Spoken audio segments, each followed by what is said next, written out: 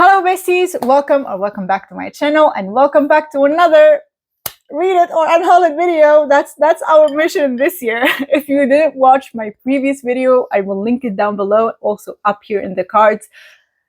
There are some very good books in that video, and yeah, let's see what we have left here. Let's see.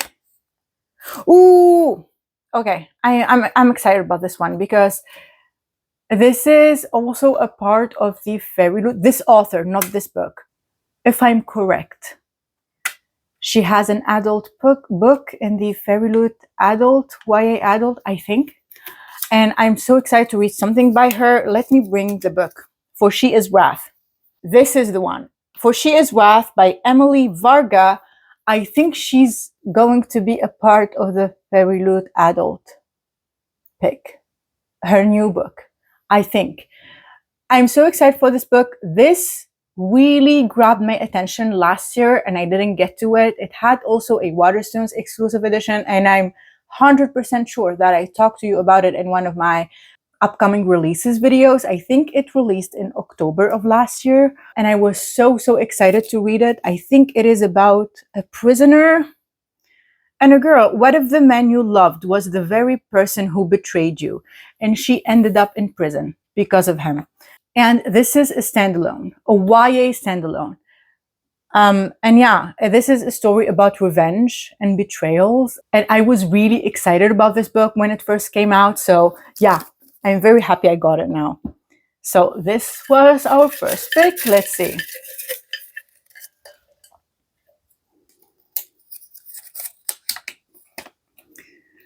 Skin of a Sinner. This is another thing totally. This is a dark romance. I have it here. I really hope I enjoy this one by Avina Sengraves.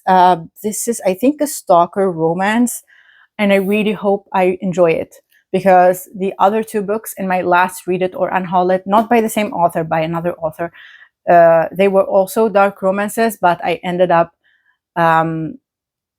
not DNFing. I didn't even read them, but because of things that I saw about the books, go watch that video. I hope I enjoy this one. Okay.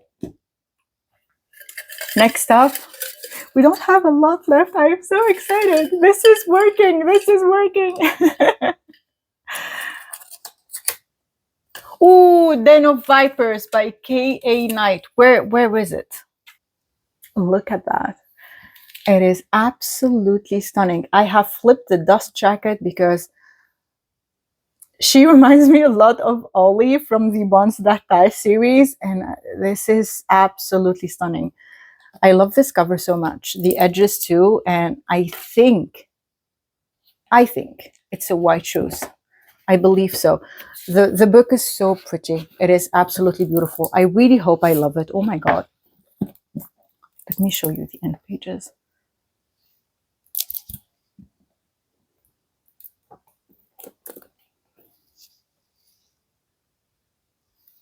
Yeah. I hope I love it. It is quite thick. Oh my god, it is 625 pages. It is a white shoes, 100%. The Vipers, they are called. Yeah, this is an absolutely beautiful dust jacket, and I really want to keep it. So yes, we have our 3 books. Let's start reading. Okay, I have finished reading all the books, and I also read one extra book that I'm going to talk to you about. But first, I read For She Is Wrath. This is YA fantasy by Emily Varga. In this book, we follow Danya, and Danya was falsely imprisoned and accused of something she didn't do. And she was betrayed by the person who she loved the most. And after escaping prison, she takes on a new identity, and she uses the powerful djinn magic, that is the magic system in this book, to destroy basically everyone who betrayed her and did her harm and her family. I gave this book 4 stars. This was such a satisfying revenge story. It is basically the Count of Monte Cristo reimagined as a Pakistani YA fantasy. And honestly, that's exactly what it delivers. Danya is an absolute badass. She's a very skilled swordswoman. And what I really adored, loved about this book is when she gets the chance to take revenge, she does not hesitate. She does not give this grand speech to her enemy about how she is morally better or like morally superior than her enemies. She does not hesitate and goes for the kill. I loved her. I found this so refreshing. It honestly healed something in me because I am so tired of revenge stories. When we get to the main revenge and we get to the end, we have the enemy in front of us and we hated this person for so long and they back out at the last second. I hate that so much. We didn't get this here and I'm so happy for this. I also love that this wasn't just about the revenge. I loved the female friendship between Danya and Noor, and also the themes of grief and sacrifice and found family gave this book such an emotional weight. I also loved the djinn seeds, learning the magic system, the djinn magic. The fantasy elements overall in this book were really, really fun. I think if you love female rage, if you love a revenge plot, and escape the prison plan, and where the revenge is really satisfying and we do it and we are committed to the plan, then I think you will enjoy this one. With that being said, I don't think I'm going to revisit this story anytime soon, so this is going to be an unhaul because I don't have any space. Unfortunately, I cannot keep them all. I can't keep them all. The second book that I read was Den of Vipers. Okay, this was a letdown for me. Honestly, I didn't want to unhaul this one, but I am going to. Unfortunately, it's such a beautiful book, and I love this dust jacket so much. But this was a letdown for me. So in this book, we are following Roxanne, and Roxanne, she gets sold by her father to the people he's indebted for. And they are basically these crime lords. They are very well known. We have Ryder, Garrett, Diesel, and Kenzo. And of course, she does not accept her fate and she's constantly fighting them back. And from there, we get this very, very dark romance set in this criminal underworld. And of course, it is a reverse-harem with a lot of violence, obsession, and a lot of spice. As I said, I gave this book 2 stars. Unfortunately, it wasn't for me. The biggest issue for me, I want to say it was way too long for the amount of plot that is in this book. I'm checking the page count, 629 pages. Considering there is barely any plot in this book, it is too long. It is too long for spy scenes. I mean, we occasionally move forward and then all of a sudden we get this long spy scene that does not add anything to the plot, in my opinion. So yeah, and by the second half of the book, the spy scenes kept coming and I felt that they were very repetitive and I found myself skimming through them because it started to feel like the same scene over and over again. I also need to mention this. If you are thinking of picking this book up, some of the scenes, the explicit scenes, especially with Diesel, where is he? This guy right here. This is Kenzo. I loved Kenzo. Kenzo was my favorite. Especially with Diesel, very violent. Extremely, yeah. So you are warned, even for a dark romance, like I'm used to reading dark romance, but in a lot of the scenes, I felt really uncomfortable and I was kind of, I don't want to continue reading that particular scene.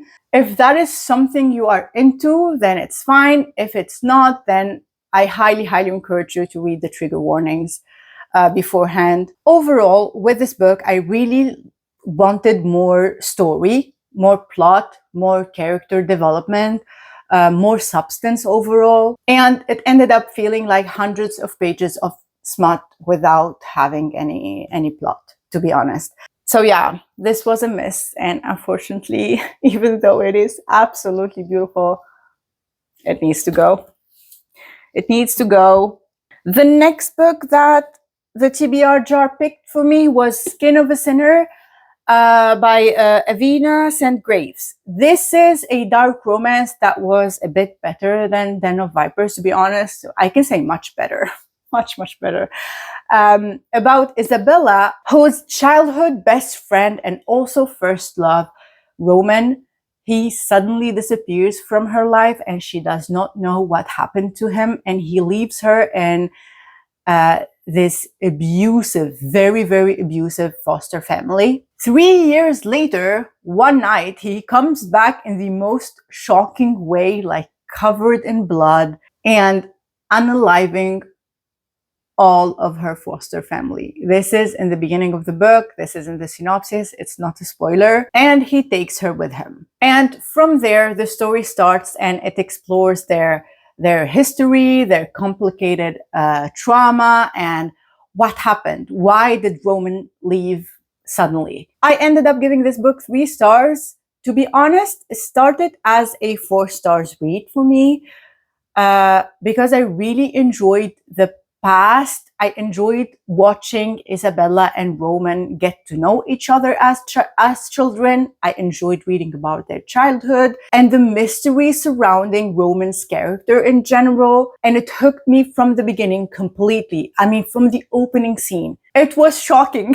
to say the least. It hooked me from the beginning. And as I said, the history, those chapters where we read about Roman and Isabella as kids and how they became each other's safe place were so emotional, and they were easily the highlight for me for this book. But somewhere around the half point, I realized I had an issue with Isabella's character. She was a little too much of a damsel in distress, I want to say. I kept wishing she had more fight in her, especially she has one of the most like unhinged, terrifying and protective men in her corner. Roman, he is so unhinged. As I said, he's obsessed with her. He will protect her with his life. I wanted her to get a little bit from that energy and to get that confidence to stand up for herself, but she didn't. And I felt like she constantly needed saving all the time. And it really annoyed me. I still enjoyed the romance. I still enjoyed their childhood and like the friends to lovers aspect of the book. But I think Isabella's character held the book back for me. If she had been stronger, a more badass heroine, I would have loved this book more. So that is why I gave it only 3 stars. And yeah, I think I'm also going to unhaul this one because I don't see myself reading this in the future. So yes, this is also going. And the next book that I chose to pick up was Bury Our Bones in the Midnight Soil by V.E. Schwab. I am showing you the photo or the picture of the book right here because I have already unhauled it. I had 2 copies. You already know. I think I showed them in previous hauls. One from Illumicrate and one from Bookish Box. I sold both of them already. I unhauled them because, yeah, I will tell you about it in a little bit. First of all, in this book, we follow 3 women across 3 timelines. We have the 1500s in Spain, the 1900s in London, and 2019 in the US. And of course, their stories will connect at some point, but the themes are like hunger, freedom, rage, and vampirism. Of course, this book is about vampires. This book is basically about how these women became vampires, but also how society traps them and controls them, and what happens when they finally get power. I gave this book 2.5 stars, right in the middle, because I think that the vibes were absolutely there. The writing, V.E. Schwab's writing was so beautiful and the atmosphere was haunting. I also really enjoyed the theme of women getting trapped by society's expectations and finding freedom through something monstrous. I really loved that. But for me, Unfortunately, it was too slow. This was very much a slow burn. It is a character-driven vampire story, and I found myself wishing that there was more movement in the plot. For me, I loved Maria's timeline in the 1500s in Spain. That was my favorite timeline. Every time we were with her, I was really interested in those chapters. But on the other hand, Alice's timeline, 2019 in the US, I honestly couldn't care less, especially with her flashbacks with her sister. Whenever her chapters came up, I just wanted to go back to Maria. I couldn't stop thinking about her timeline. And this book was about 580 pages, and I felt every single one of them, especially with the chapters that I didn't enjoy. I think if it had been 300 pages, around 300 pages, I probably would have enjoyed it much more. There were definitely moments, if I'm being honest, there were definitely moments where I was bored, to be honest. But I can see this book work for people or readers who love quiet horror, who love a slow burn suspense and character studies more than plot heavy books. And without spoiling anything, I wasn't there for the ending. I couldn't believe that a fledgling vampire could achieve or could do what happened at the end of the book. It was unbelievable for me. So overall, the themes were strong, the writing was gorgeous, and the vampire vibes were there, but I wanted more plot. That is what I wanted. I wanted more movement, more action, more plot, more excitement. And yeah, that is why I gave this book 2.5 stars. If you didn't read it, as I said, I encourage you to read it. If you love more slow burn stories, this would be perfect for you. And vampires and feminine rage, this would be perfect for you. Hype the video, subscribe, and I will see you in the next one. Bye!